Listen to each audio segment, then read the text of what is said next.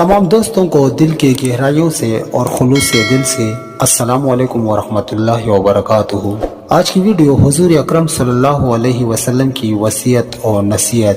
آپ صلی اللہ علیہ وسلم نے لشکر اسلام کے نکلنے سے پہلے چند وصیتیں اور نصیحتیں ارشاد فرمایا کہ میں ان امیروں اور عام مسلمانوں کو یہ وصیت کرتا ہوں کہ ہر معاملے میں خوف خداوندی اور تقوی مد نظر رکھا جائے۔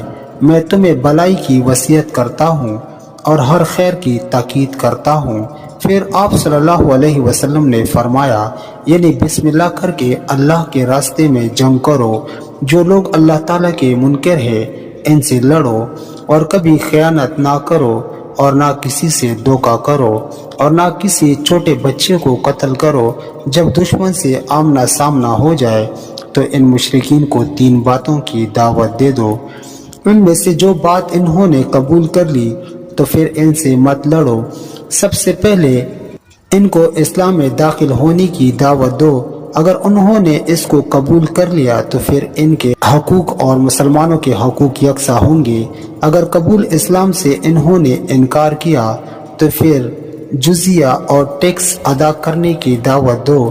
اگر انہوں نے اس سے بھی انکار کیا تو پھر اللہ تعالیٰ سے مدد مانگو اور ان سے لڑو۔ اگر تم نے کفار کے کسی قلعہ کا محاصرہ کر لیا اور انہوں نے اللہ تعالیٰ کے حکم کے مطابق قلعہ سے اترنے کی پیشکش کی تو تم اللہ تعالیٰ کے حکم کی روشنی میں ان کے اترنے کو قبول مت کرو، بلکہ اپنا حکم ان کے سامنے رکھو کہ یہ ماننا پڑے گا۔ یہ اس لیے کہ تمہیں کیا معلوم کہ اللہ تعالیٰ کا حکم ان میں تم پا سکتے ہو یا نہیں، اور تمہارا حکم تو واضح ہوگا۔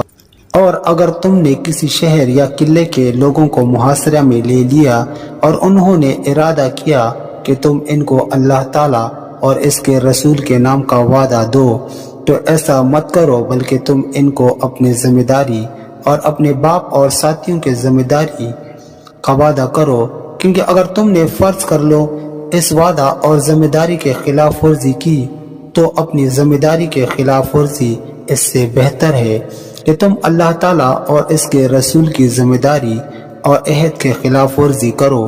حضور اکرم صلی اللہ علیہ وسلم کی انہیں وصیتوں کے سلسلے میں خالد بن یزید مزید فرماتے ہیں کہ حضور اکرم صلی اللہ علیہ وسلم نے جب غزوہ مطوع کے لیے لشکر روانہ فرمایا تو آپ صلی اللہ علیہ وسلم نے ثنیۃ الوداع گھاٹی تک ان کو رخصت کیا۔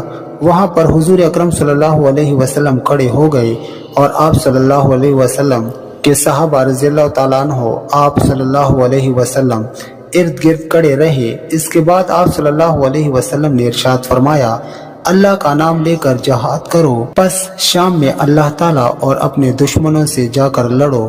یاد رکھو تم وہاں ایسے لوگوں اور پادریوں کو پاؤ گے جو اپنے گرجوں اور عبادت خانوں میں کنارہ کش ہو کر بیٹھے ہیں۔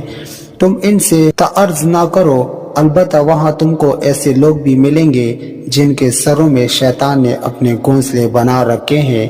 تم اپنی تلواروں سے ان گھونسلوں کا صفایا کر دو، لیکن کسی عورت یا دودھ پیتے بچے یا شیخ فانی بوڑھے کو قتل نہ کرو۔ کسی گھر کو نہ ڈھاؤ اور نہ کسی درخت کو کاٹو اور نہ سیلاب سے اس کو خراب کرو، یعنی بغیر مجبوری یہ جائز نہیں ہے۔ امید ہے یہ ویڈیو آپ کو پسند آئے گی۔ ویڈیو پسند آئے تو لائک اور شیئر ضرور کر دیجیے۔